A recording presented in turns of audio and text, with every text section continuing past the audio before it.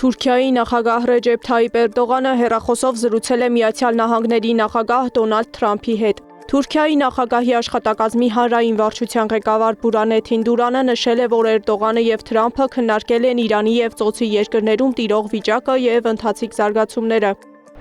Վենեսուելայի ընդդիմության առաջնորդ եւ 2025 թվականի խաղաղության Նոբելյան մրցանակակիր Մարիա Կորինա Մաչադոն Կիրակի հայտարարել է, որ առաջիկա շաբաթներին կվերադառնա Վենեսուելա եւ որ հարավամերիկյան երկրում ընտրություն կանցկացվի։ Մաչադոն վերադարձի ամսաթիվ չի նշել, սակայն ասել է, որ նպատակներից մեկը կլինի նոր եւ հսկայական ընտրական հաղթանակի նախապատրաստվելը։ Կիրակի Պենտագոնի պաշտոնյաները խոստովանել են, որ չկա որևէ հետախուզական տեղեկություն, որ Իրանը պատրաստվում էր առաջինը հարձակվել Միացյալ Նահանգների ուժերի դեմ։ Մինչ այդ Թրամփը հայտարարել էր, որ հարձակումը, որը նրա խոսքով կտևի շաբաթներ, նպատակ ուներ թույլ չտալ, որ Իրանը միջուկային զենք ունենա, զսպել նրա հրթիռային ծրագրի զարգացումը եւ վերացնել Միացյալ Նահանգների եւ նրա դաշնակիցների համար սպառնալիքները։ Իրանը հարվածել է Սաուդյան Արաբիայի նավթային ենթակառուցվածքներին, այդ թվում Արամկոյի նավթավերամշակման գործարանին, որն աշխարհի խոշորագույն նավթի արտահանման կենտրոններից է։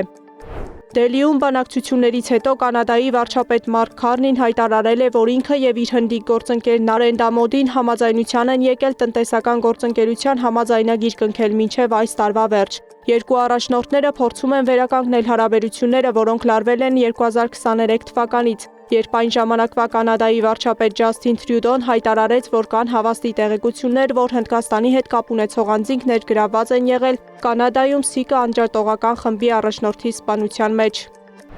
Իրանը երեկ առավոտյան հարվածել է Իսրայելի վարչապետ Բենյամին Նեթանյահուի գրասենյակին եւ նրա ճակատագիրը մնում է անհայտ, հայտնում է Իրանի Իսլամական հեղափոխության պահապանների կորպուսը։ Ժամեր անց Ցահալը տեղեկացրեց Նեթանյահուի գրասենյակի վրա հարձակման մասին Իրանի պնդումը չի համապատասխանում իրականությանը։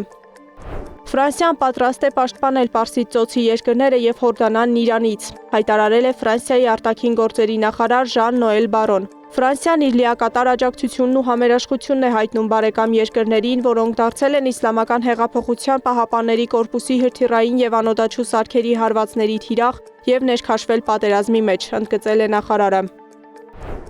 Չինաստանի արտգործնախարարությունը հայտարարություն է տարածել, որով աջակցում է Իրանին իր ինքնիշխանության, անվտանգության եւ տարածքային ամբողջականության պաշտպանության հարցում։